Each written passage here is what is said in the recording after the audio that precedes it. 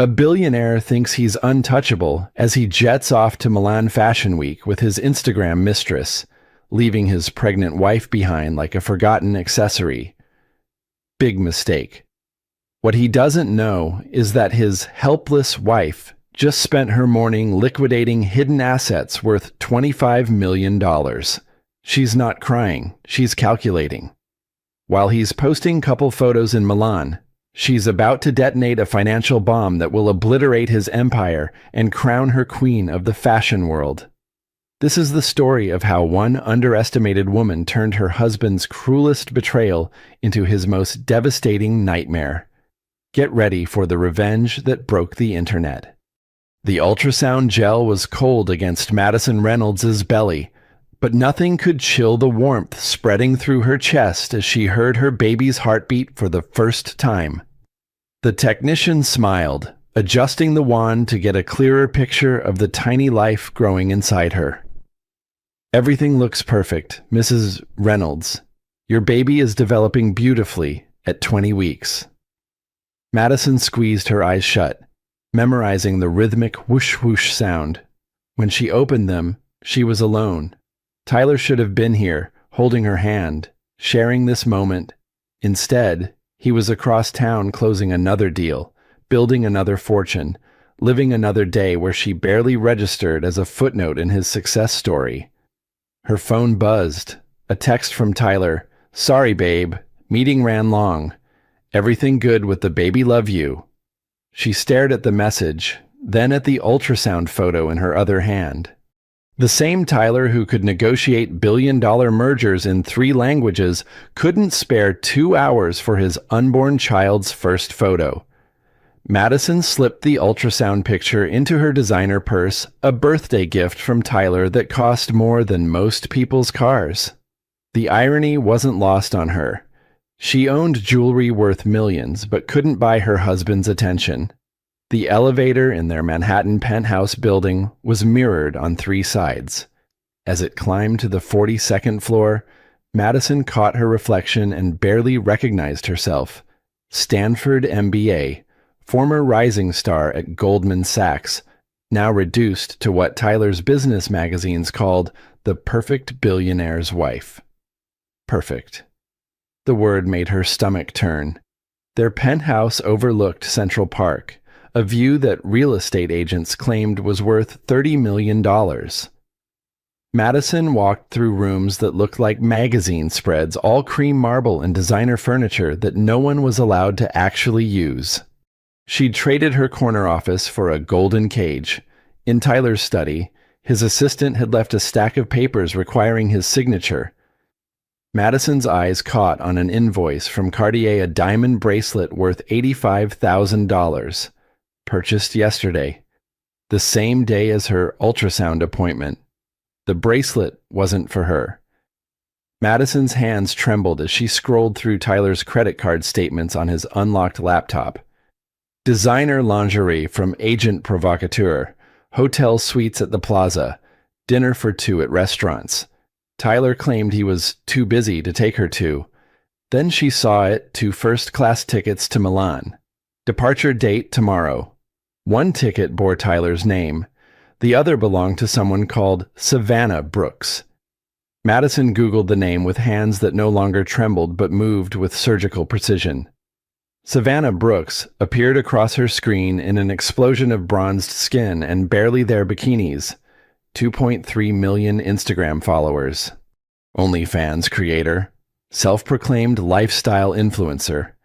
And according to the most recent posts, she was so excited for my mystery man to take me somewhere special.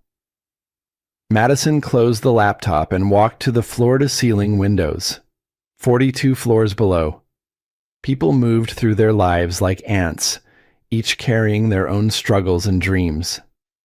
She pressed her palm against her belly, feeling the slight swell where their daughter was growing.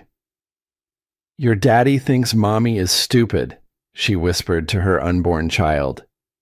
But mommy used to run $60 million portfolios before she gave it all up to be perfect.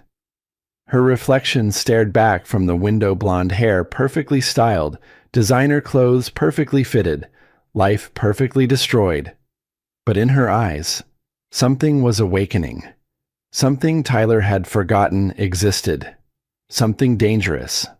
Madison waited until Tyler left for his emergency board meeting, which she now knew was actually a goodbye dinner with Savannah, before she began her real work. The penthouse that had felt like a prison now became her command center. She started with Tyler's laptop. But Tyler Morrison hadn't built a tech empire by being careless with passwords. Fortunately, Madison Reynolds hadn't graduated summa cum laude from Stanford by giving up easily. Tyler's password patterns had always been predictable: Data Vault plus a meaningful date. She tried Data Vault 2019, the year he founded the company. Wrong. Data Vault 2021, when they got married. Wrong. Then, with growing dread, she tried Data Vault 2024 this year, the year he met Savannah. The laptop unlocked. Madison's financial training kicked in as she navigated through Tyler's files. What she found was worse than simple infidelity. Tyler hadn't just been cheating on her, he'd been systematically erasing her from their shared life. Their joint investment accounts had been quietly transferred to individual accounts in Tyler's name only. The penthouse deed, originally in both their names, had been changed to his sole ownership 6 months ago. Even her beloved jewelry collection had been moved to a safety deposit box she couldn't access. But the cruelest discovery was a series of emails between Tyler and his lawyer about protecting assets in case of divorce proceedings and establishing grounds for sole custody based on emotional instability. Madison's blood turned to ice. Tyler wasn't just planning to leave her, he was planning to take their daughter. A text notification popped up on Tyler's phone, which he'd carelessly left charging on his desk. It was from Savannah. Can't wait for Milan, baby. I bought the perfect dress to meet your fashion contacts. This is going to change everything for my brand, Fashion Contacts in Milan. Madison scrolled through Tyler's calendar and found it meetings with executives from Lux Media Group, one of the world's largest luxury fashion conglomerates. Tyler was using his business connections to launch Savannah's influencer career, the same connections he'd refused to make when Madison had asked him to introduce her to potential investors for women-founded startups. Madison felt something crack inside her chest. Not her heart that had been breaking slowly for months. This was different. This was the sound of her last illusion shattering. She photographed everything: the financial transfers, the legal emails, the travel itineraries, the receipts for gifts bought with money from accounts she'd helped build. Then she copied all of Tyler's business files onto an encrypted drive, including detailed information about Data Vault's clients and upcoming mergers. As she worked, Madison caught her reflection in Tyler's computer screen. The woman staring back no longer looked broken. She looked focused, calculating, ready. The baby kicked, and Madison smiled for the first time in weeks. "Don't worry, little one," she murmured, her hand protective over her belly. "Mommy's going to make sure Daddy learns that some games have consequences he never saw coming." But first, she had a phone call to make. Madison pulled out her personal cell phone and dialed a number she hadn't called in 2 years. Jake Chen's office. "Jake, it's Madison Reynolds. I need to ask you about that underground fashion investment syndicate you mentioned at Sarah's wedding. Are you still involved?" A pause. "Madison, holy shit. I thought you disappeared into billionaire wife land forever." "Yeah, I'm still doing alternative fashion investments." "Why?" "Because I'm about to become a very motivated investor with some very specific targets. Are you free for dinner tonight?" "For you always. But Madison, are you okay? You sound different." Madison looked around the penthouse that had been her prison, then at the ultrasound photo of her daughter taped to Tyler's monitor. "I'm better than okay. Jake, I'm awake." Jake Chen had barely changed since their Goldman Sachs days, still sharp-suited, still carrying himself like a man who could smell profit from 3 blocks away. but his eyes widened when he saw Madison walk into the exclusive Soho restaurant. Jesus, Madison, you look like you've seen a ghost. I have, Madison said, sliding into the booth across from him. My own. She'd chosen her outfit carefully understated designer dress, minimal jewelry, hair pulled back in a style that said, serious businesswoman, not decorative wife. The transformation felt like putting on armor. Tell me about the underground fashion investments, Madison said without preamble. Jake leaned back, studying her. Straight to business. I missed this version of you. He signaled the waiter for wine, then focused entirely on Madison. It's high risk, high reward. We find designers who are brilliant but undercapitalized, bypass traditional fashion houses and their corporate bullshit. Some of our investments have returned 3,000%. What kind of money are we talking about? Entry-level 2 to 5 million per designer. But Madison, this isn't like traditional investing. Fashion is emotional, unpredictable. It's art meeting commerce. And sometimes art doesn't give a damn about profit margins. Madison pulled out her phone and showed Jake a photo of Savannah Brooks at a fashion event, draped all over Tyler. What if I told you I wanted to target specific brands specifically? Brands that cater to Instagram influencers. Jake's eyebrows shot up. That's oddly specific, and potentially brilliant. The influencer fashion market is oversaturated with cheap knockoffs, a luxury brand that could capture that aesthetic but with real quality. That could be massive. I need names. Designers who are talented but struggling. People who would be grateful for a silent partner with serious money. Madison, what the hell is going on? 2 years ago, you were telling me about charity galas and art auctions. Now you're talking like you want a hostile takeover the fashion industry. Madison met his eyes steadily. Let's just say I'm diversifying my interests. Jake pulled out his tablet and scrolled through a list of contacts. There's this guy, Marcus Klein, German transplant, incredible eye for design. But he's about to lose his atelier because he can't scale production. He specializes in luxury coats and evening wear, very high-end stuff. How much does he need? 3 million would save his business. 5 million would let him expand into ready-to-wear. Set up a meeting. Madison, slow down. These aren't stock portfolios. You can't just throw money around and expect... Jake? Madison's voice cut through his objections like a blade. I have access to significant capital. I understand risk assessment better than most people in this city. And I have very specific motivations for wanting to succeed in this industry. Can you help me or not? Jake stared at her for a long moment, then grinned. There she is, the woman who used to terrify junior analysts and charm clients into 7-figure deals. I thought Tyler had lobotomized you.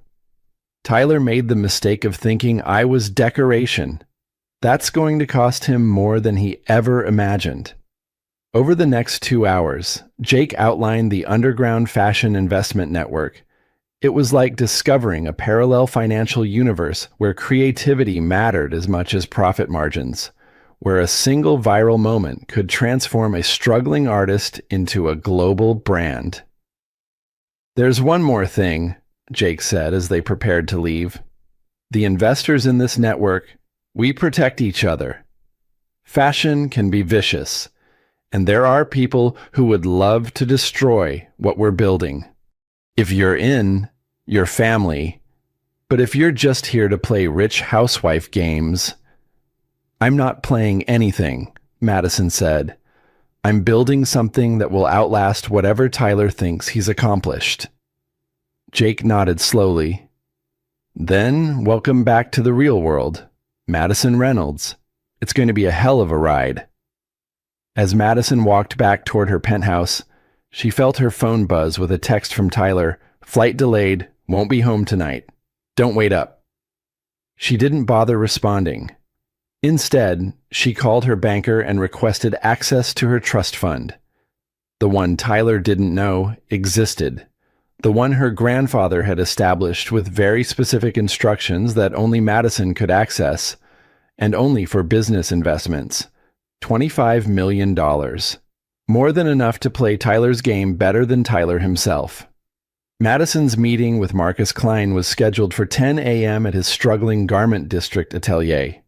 She arrived to find a space that looked like organized chaos, half-finished garments hanging from every surface, fabric bolts stacked to the ceiling, and a man with wild gray hair bent over a sewing machine, muttering in German. "Mr. Klein." He looked up, and Madison saw genius burning in his eyes. Frustrated. Desperate genius. "You are the investor Jake spoke of." His accent was thick, but his English precise. "Forgive me. I expected someone different." "Different how?" "Male. Older. With more obvious scars from battle." Madison smiled grimly. "My scars aren't visible, but they're there." For the next hour, Marcus showed her his work. Each piece was architectural, sculptural, wearable art that happened to be extraordinarily beautiful. His coats especially were masterpieces, structured yet flowing, powerful yet feminine. "The fashion houses, they want me to simplify, to mass produce," Marcus explained, holding up a coat that seemed to capture light in its folds. "They want my name but not my vision. I refuse, so I starve." "What if you didn't have to choose?" Madison outlined her proposal: full funding for his atelier, complete creative control, but with one condition. She wanted to be more than a silent partner. She wanted to learn the business from the ground up. "I bring capital and strategic thinking. You bring artistic vision. We build something that doesn't compromise either."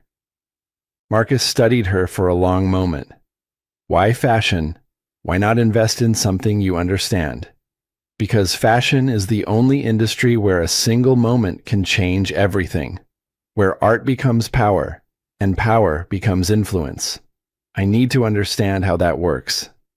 They shook hands on a $5 million deal that would save Marcus's business and launch Madison's transformation into someone Tyler would never see coming.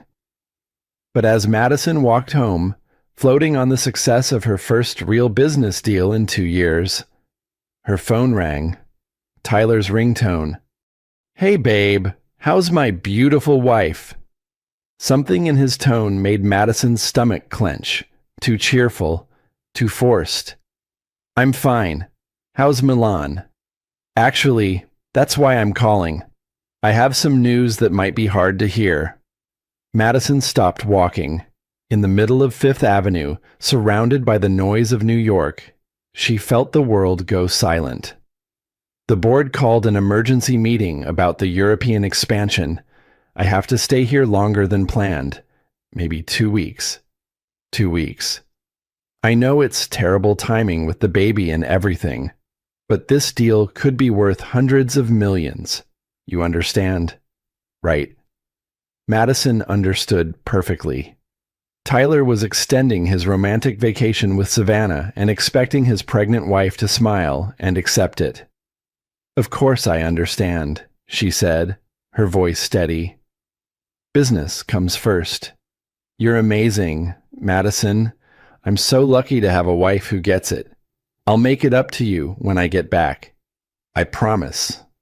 After Tyler hung up, Madison stood on the sidewalk as people flowed around her like water around a stone. 2 weeks. Tyler was giving himself 2 weeks to play house with his mistress while his pregnant wife handled everything alone. That night, Madison sat in their empty penthouse, eating takeout Chinese food and researching everything she could find about Savannah Brooks. The woman wasn't just Tyler's mistress. She was building a brand around being the perfect influencer girlfriend. Her Instagram was full of luxury travel photos, designer outfit posts, and carefully curated glimpses of her mysterious billionaire boyfriend. Madison found Savannah's business manager's contact information and spent an hour crafting the perfect email. She introduced herself as a talent scout for a luxury fashion brand interested in collaborating with high-end influencers. The response came within 30 minutes. Savannah was very interested and available for meetings. Madison stared at her laptop screen, feeling something cold and calculating settling in her chest. Tyler thought he was playing chess while she played house. He had no idea she was about to flip the entire board. 2 days later, Madison sat across from Savannah Brooks in a trendy cafe in the West Village, wearing dark sunglasses and a simple black dress that made her look like any other fashion industry professional. Savannah had come dressed for Instagram in head-to-toe designer pieces that probably cost more than most people's rent.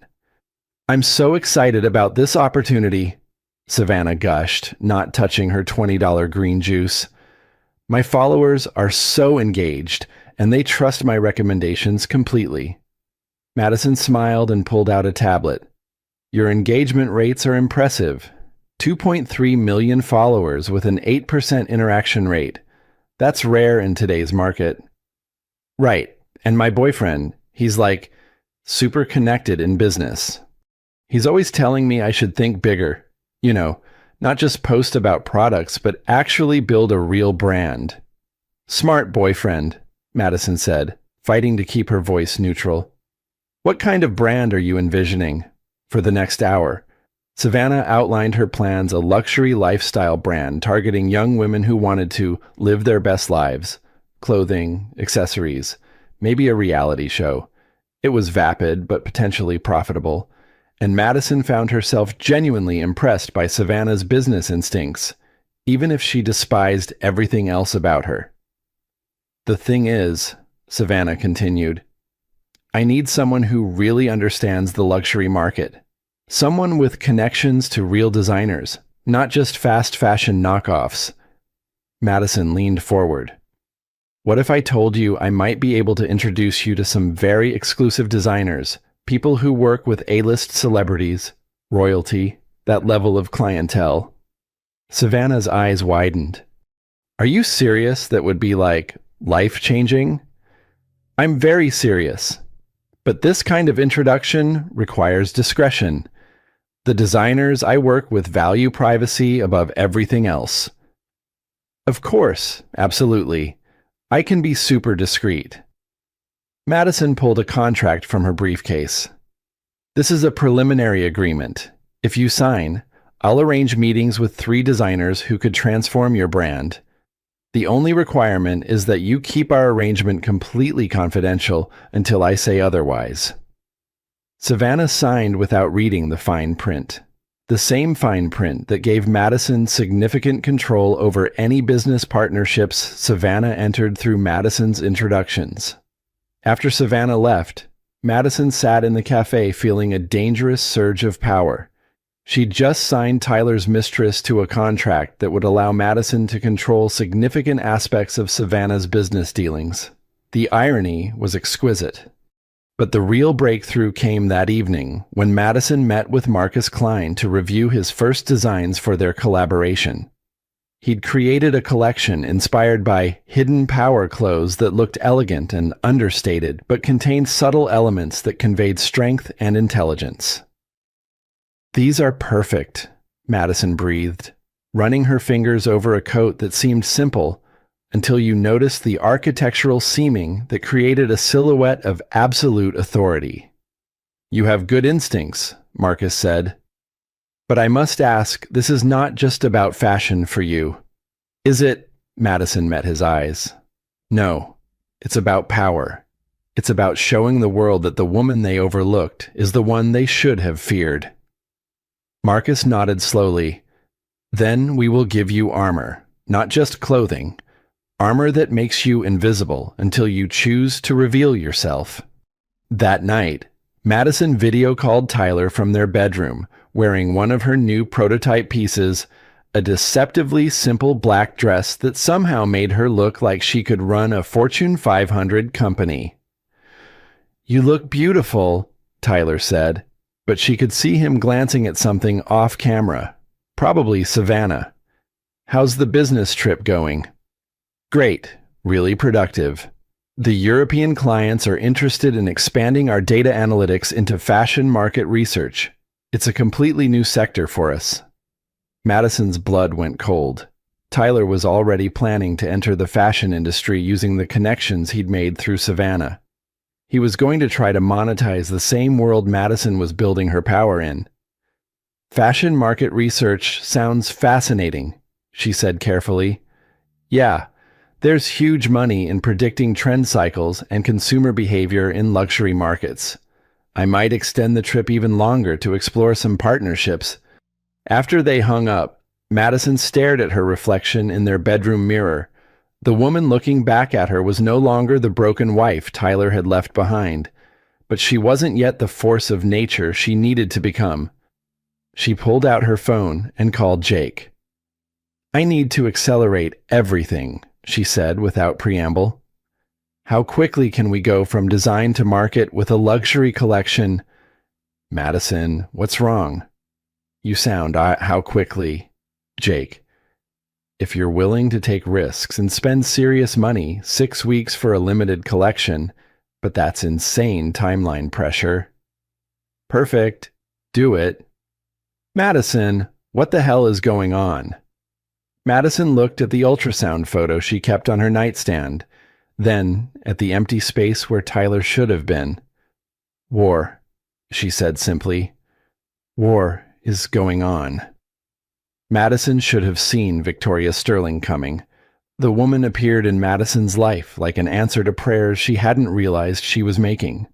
Elegant, sophisticated, with silver hair and sharp intelligence that radiated from every gesture. She introduced herself at a charity luncheon Madison attended to maintain appearances. You're Tyler Morrison's wife, Victoria said, extending a perfectly manicured hand. I've heard so much about you. All boring, I'm sure, Madison replied automatically, falling back into her practiced role as decorative spouse. On the contrary, I hear you have an MBA from Stanford and significant experience in investment strategy. That's hardly boring. Madison felt a flutter of pleasure at being recognized for her actual qualifications. It had been so long since anyone had mentioned her education or experience. I used to work in finance, but that was before marriage. Before Tyler decided you were more valuable as an accessory than as an asset, Victoria said with knowing smile. Men like your husband often make that mistake. They think beautiful women can't also be brilliant. Over lunch, Victoria revealed that she was a strategic consultant for high net worth individuals, helping them diversify their investments and protect their assets. She'd worked with everyone from tech billionaires to European royalty. I've been watching your husband's company, Victoria continued. Data Vault Systems is impressive, but Tyler's making some questionable decisions lately.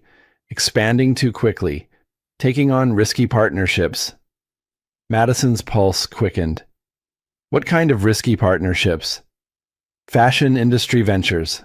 Very volatile market, especially when you're entering through personal relationships rather than solid business analysis. Madison felt ice forming in her stomach. Victoria knew about Savannah. I'd be happy to review your family's financial portfolio, Victoria offered. Purely as a friend, of course. Sometimes an outside perspective can identify vulnerabilities that insiders miss. Against every instinct screaming in her head, Madison agreed to meet Victoria at her office the following week. Something about the woman felt like salvation finally. Someone who saw Madison as more than Tyler's pregnant accessory. Victoria's office was in a discreet building near Wall Street, all mahogany and leather that whispered of old money and older secrets. She welcomed Madison with tea and sympathy, listening attentively as Madison carefully outlined her concerns about Tyler's recent behavior. Men having midlife crises often make terrible financial decisions, Victoria said with maternal concern. They start thinking with their egos instead of their brains. It sounds like Tyler might be headed for some serious mistakes. What would you recommend? Protection. We need to protect your interests and your baby's future. I can help you establish some financial independence, create safeguards. Tyler can't touch. Madison felt a surge of gratitude so powerful it brought tears to her eyes. Finally, someone was offering to help her fight back instead of just accepting Tyler's abandonment.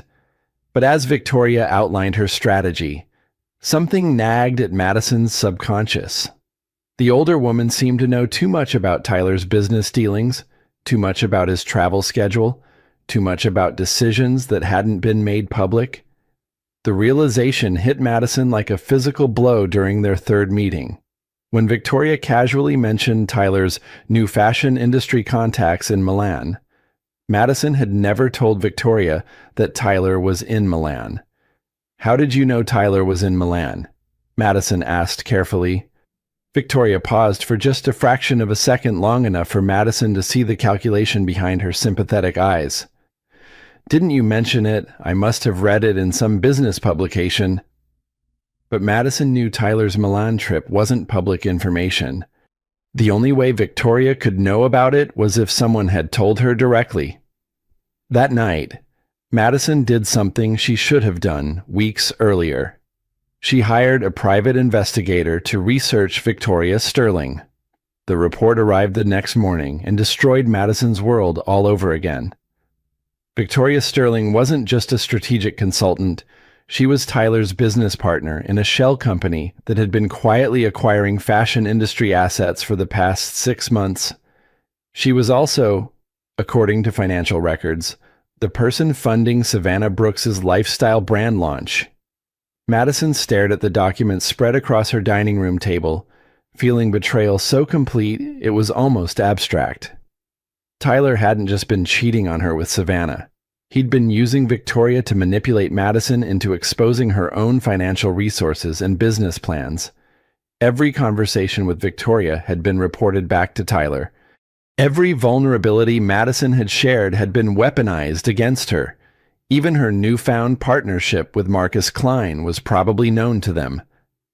The baby kicked sharply, and Madison placed both hands protectively over her belly. Her daughter was going to be born into a world where her own father had tried to destroy her mother's attempt at independence.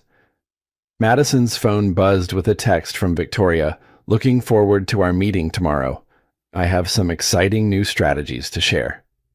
Madison stared at the message, then slowly typed her response. "I'm not feeling well. Can we postpone?"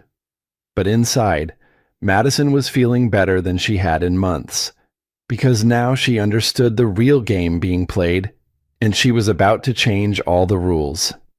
The first catastrophe struck at 3 a.m. on a Tuesday. Madison woke to sharp pains in her abdomen and blood on her sheets. The terror was immediate and primal, not for herself, but for the daughter she'd been planning to protect. The emergency room at Mount Sinai was fluorescent bright and sterile cold. Madison lay on a gurney while doctors pressed ultrasound wands against her belly and spoke in the careful voices medical professionals used when things might be very wrong. "Mrs. Morrison, I need you to try to stay calm." "Doctor," Rodriguez said gently, "we're seeing some concerning signs, but the baby's heartbeat is strong." "Is she going to be okay?" Madison's voice came out as a whisper. "We're going to monitor you both very closely. High stress levels can cause complications in pregnancy, and your blood pressure is dangerously elevated." Madison closed her eyes, fighting panic. She'd been so focused on outmaneuvering Tyler that she'd forgotten her body was carrying precious cargo that couldn't survive corporate warfare. Her phone rang, Tyler's ringtone. "Madison, I just got your message. What's happening?" She could hear music in the background, laughter, the sound of people having a wonderful time. Tyler was at a party while she lay in a hospital bed afraid of losing their child. "I'm at the hospital. The baby, there's been some bleeding." Silence. Then, "Jesus, are you okay? Is the baby okay?" "I don't know yet." Should I come home, I can catch a red eye. But I'm in the middle of these crucial negotiations. Don't bother. Madison hung up before Tyler could finish explaining why closing a business deal was more important than his wife and unborn child. Dr. Rodriguez returned with test results that offered fragile hope. The bleeding had stopped, and the baby's vitals were stable. But Madison was now officially high risk and needed to eliminate stress from her life immediately. I'm going to prescribe bed rest for the next 2 weeks, Dr. Rodriguez said. And I strongly recommend you avoid any situations that might cause emotional distress. Madison almost laughed. Her entire life was emotional distress wearing a designer dress. The second catastrophe came disguised as good news. Marcus Klein called while Madison was still recovering at home, his voice buzzing with excitement. Madison, we have a problem. A wonderful problem. Vogue wants to feature 3 pieces from our collection in their September issue. They saw the prototypes at a private showing, and they're calling it the most important new voice in American fashion. Madison should have been thrilled. Instead, her blood turned to ice. How did Vogue see our prototypes? We haven't done any public showings. Marcus paused. Victoria Sterling arranged it. She said she wanted to help accelerate our timeline. Victoria Sterling, who was secretly working with Tyler, who had just exposed Madison's fashion investment to one of the most influential publications in the world. Marcus, we need to pull out of the Vogue feature immediately. What Madison? This is the opportunity of a lifetime. This kind of exposure could make us a global brand overnight. It could also destroy us. Trust me, we need to withdraw. But it was too late. By the time Madison called Vogue's fashion director, the magazine had already committed to featuring their collection and had sent photographers to Marcus's atelier. The September issue was going to print in 2 weeks. Madison would be exposed as a serious fashion investor just as Tyler returned from Milan.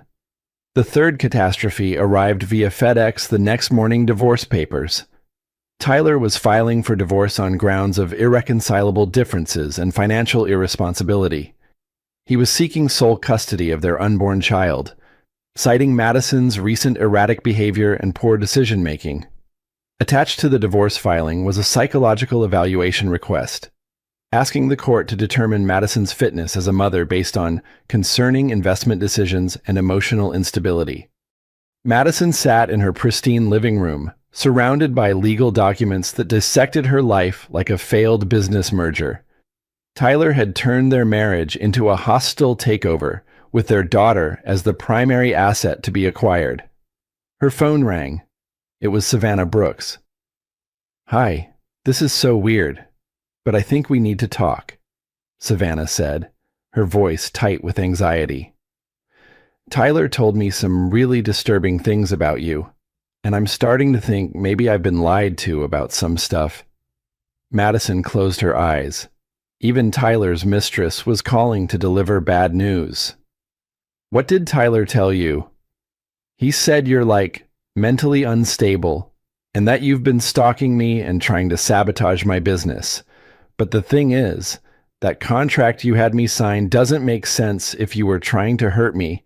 It actually protects me from a lot of industry bullshit." Madison felt the last piece of Tyler's game clicking into place. He'd told Savannah that Madison was dangerous, probably to justify why he needed to take custody of their child. He was building a narrative where Madison was the villain in everyone's story. "Savannah, I need to ask you something, and I need you to be completely honest. Are you pregnant?" A long pause. "How did you—" "Yes, about 8 weeks. Tyler said he was going to leave you anyway, and that this just moved up the timeline." Madison hung up and walked to her bedroom window, looking out over Central Park where people were living normal lives with normal problems. Her husband was planning to take her child, destroy her business reputation, and start a new family with a woman young enough to be his daughter. But as Madison stood there, holding her belly where her daughter was still growing strong despite everything. She realized something important. Tyler had made one crucial mistake. He'd taught her exactly how ruthless she needed to become. Madison's transformation began in the basement of a converted warehouse in Queens, where Jake Chen had assembled the most underground fashion meeting in New York City's history. The space thrummed with creative energy designers, investors, models, and industry insiders who operated outside the traditional fashion establishment. "Welcome to the real fashion industry," Jake said, leading Madison through the crowd. "These are people who build empires while Anna Wintour is still deciding what to have for lunch." Madison wore one of Marcus Klein's pieces, a deceptively simple black coat that looked unremarkable until you noticed how it made her appear taller, more commanding, untouchable. At 7 months pregnant, she should have looked vulnerable. Instead, she looked like a force of nature wearing Kevlar. "The court hearing is next week," Marcus said, joining them at a table near the makeshift runway. "Tyler's lawyers are arguing that your fashion investments prove you're having some kind of breakdown." "Let them argue," Madison replied calmly. "By the time I'm done, Tyler's going to wish he'd never heard the word fashion." She'd spent the past month rebuilding her strategy from the ground up. No more playing defense, no more reacting to Tyler's moves. Madison was about to introduce him to a game he'd never seen before. "Tell me about the influencer fashion market," Madison said to a young woman named Ashley who ran a network of micro-influencers. "Specifically, tell me about the brands that fail." "Most of them fail because they're built on personality instead of product," Ashley explained. "Some influencer gets famous, launches a clothing line that's basically their name slapped on cheap manufacturers, then acts surprised when nobody buys it after the hype dies down." "What about the ones that succeed?" "The ones that succeed have real business strategy behind them. Quality products, sustainable manufacturing, authentic brand identity. But most influencers don't understand the difference between being famous and building a business." Madison smiled. "What if someone wanted to ensure that a particular influencer brand failed spectacularly?" Ashley raised an eyebrow. Hypothetically. "You'd attack the supply chain. Fashion is all about timing if you can't deliver on schedule. If your quality control fails, if your manufacturing costs spiral out of control, you're dead. Especially if you've built hype you can't sustain." Madison filed that information away and moved on to her next conversation with a man who specialized in fashion industry crisis management. "The key to destroying someone in fashion," he explained over expensive champagne, "is public failure. This industry forgives almost anything except looking incompetent. You can recover from scandals, bad reviews, even financial problems. But if you look like you don't know what you're doing, you're finished." By midnight, Madison had assembled a network of fashion industry insiders who understood exactly what she was building, not just a clothing line, but a strategic weapon designed to demolish Tyler's expansion into her world. "There's one more thing," Jake said as the party wound down. "Tyler's been asking questions about you, through Victoria Sterling. They know you're up to something. They just don't know what." "Good," Madison said. "Let them wonder." The next morning, Madison implemented phase 1 of her real strategy. She called every major fashion publication and canceled Marcus Klein's upcoming features. Then she called the manufacturers producing Savannah Brooks's lifestyle brand and made them offers they couldn't refuse, exclusive contracts that would tie up their production capacity for the next 6 months. By noon, Savannah's launch timeline had imploded. The manufacturers couldn't deliver her products on schedule.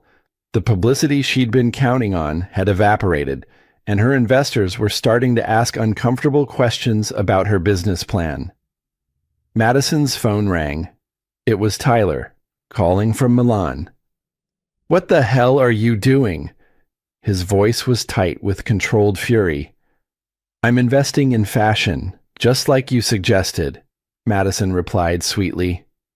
"Building a diversified portfolio for our daughter's future. You're sabotaging Savannah's business out of spite. I'm making strategic investments based on market analysis. If Savannah's business can't compete in the current market, that's not really my problem." "Madison, stop this. You're making yourself look unstable, and that's not going to help you in court." Madison looked at her reflection in the penthouse windows, seeing a woman Tyler no longer recognized. "You know what's not going to help you in court, Tyler. Having to explain to a judge why you were using company resources to fund your mistress's business while your pregnant wife was in the hospital." Silence. "I have documentation of every transfer, every business meeting, every expense you've charged to DataVault that was actually related to Savannah's brand. I also have recordings of Victoria Sterling discussing strategy with you. Want to guess how that's going to look to your board of directors? You're bluffing." Madison pulled up the files on her laptop, hundreds of pages of financial records, emails, recorded phone calls, and business documents that painted a clear picture of Tyler using his company to launch his mistress's career. "Try me," she said, and hung up. 2 hours later, Savannah Brooks posted a tearful Instagram video announcing that her lifestyle brand launch was being postponed indefinitely due to supply chain issues. The comment section exploded with speculation about what had really happened. Madison didn't need to respond. She'd let the market speak for itself. The custody hearing was scheduled for a Tuesday morning in downtown Manhattan.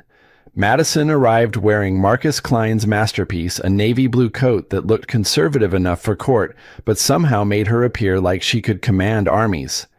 At 8.5 months pregnant, she moved with the careful grace of someone who had learned to weaponize underestimation.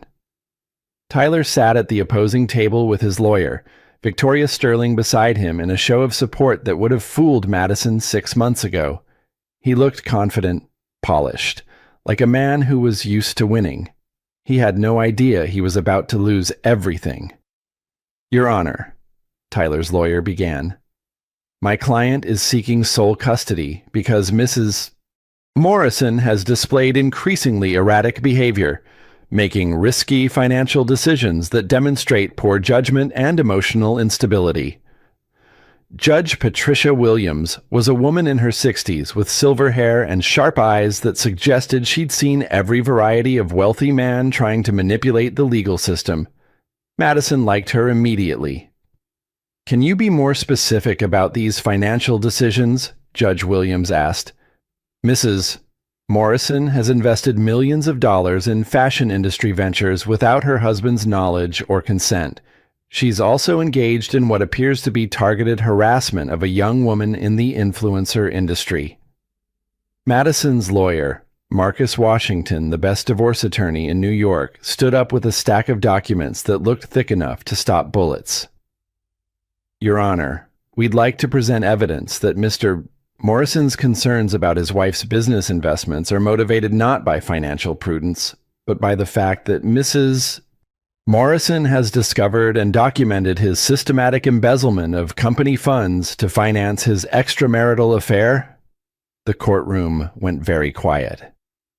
Marcus Washington projected Tyler's financial records onto a screen where everyone could see them. Every dinner at expensive restaurants, every hotel suite, every piece of jewelry bought for Savannah Brooks with DataVault Systems corporate credit cards. "Furthermore," Marcus continued, "Mrs. Morrison's fashion investments weren't reckless speculation. They were strategic moves designed to protect her family's assets from her husband's poor business decisions." Madison watched Tyler's face go pale as Marcus displayed a second set of documents, ones that showed DataVault Systems was hemorrhaging money on Tyler's fashion industry expansion plans. Mrs. Morrison discovered that her husband was planning to enter the fashion market through personal relationships rather than sound business analysis. Her own investments were designed to establish legitimate market position in case her husband's ventures failed. Judge Williams leaned forward. Mrs. Morrison, do you have anything to add? Madison stood carefully, her hand protective over her belly. When she spoke, her voice was clear and strong. Your Honor, I spent 2 years being the perfect wife while my husband built his empire. I gave up my career, my independence, and my identity to support his success. When I discovered he was betraying our marriage and risking our family's financial security, I didn't fall apart. I got strategic. She gestured to the evidence Marcus Washington had presented. Every investment I made was researched, calculated, and designed to protect our daughter's future. I didn't act out of emotion. I acted like the Stanford MBA and former Goldman Sachs strategist that my husband chose to forget I was. Madison paused, meeting Tyler's eyes across the courtroom. My husband made the mistake of thinking that because I was quiet, I was weak. Because I was supportive, I was stupid. Because I was pregnant, I was helpless. He's about to learn how expensive those assumptions can be. Judge Williams reviewed the documents for what felt like an hour. When she finally looked up, her expression was carefully neutral. Mr. Morrison, I'm going to deny your request for sole custody. Furthermore, I'm ordering an immediate audit of DataVault Systems' finances to determine if company funds were misappropriated for personal use. Tyler shot to his feet. Your Honor, this is... Mr. Morrison, sit down. I'm not finished. Judge Williams turned to Madison. Mrs. Morrison, the court recognizes your right to make independent financial decisions. However, given your pregnancy and the stress of these proceedings, I'm appointing a financial guardian to oversee major investments until after your child is born. Madison nodded. It wasn't complete victory, but it was enough. Tyler wouldn't get custody, and his business practices were now under legal scrutiny. But the real victory came as they left the courthouse. Tyler's phone was buzzing with calls from DataVault's board of directors, who had just received copies of all the financial evidence presented in court. Madison, we need to talk, Tyler said desperately. This doesn't have to destroy everything we built. Madison looked at him, really looked at him for the first time in months. She saw a man who had mistaken her love for weakness, her support for submission, her pregnancy for vulnerability. Tyler, there was never any we. There was you building an empire while I provided decoration. That's over now. A black car pulled up to the curb. Madison's driver held the door open as she carefully settled into the back seat.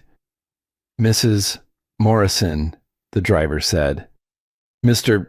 Klein called. The Milan Fashion Week invitations arrived. Madison smiled as the car pulled away from the courthouse, leaving Tyler standing on the sidewalk with his phone still buzzing and his world falling apart. Tell Mr. Klein we accept, she said. It's time to show the fashion world what real power looks like. 3 months after giving birth to Elena Grace Morrison, named for the doctor who had saved both their lives, Madison stood in the wings of the Milan Fashion Week main stage, watching models showcase the collection that would change everything.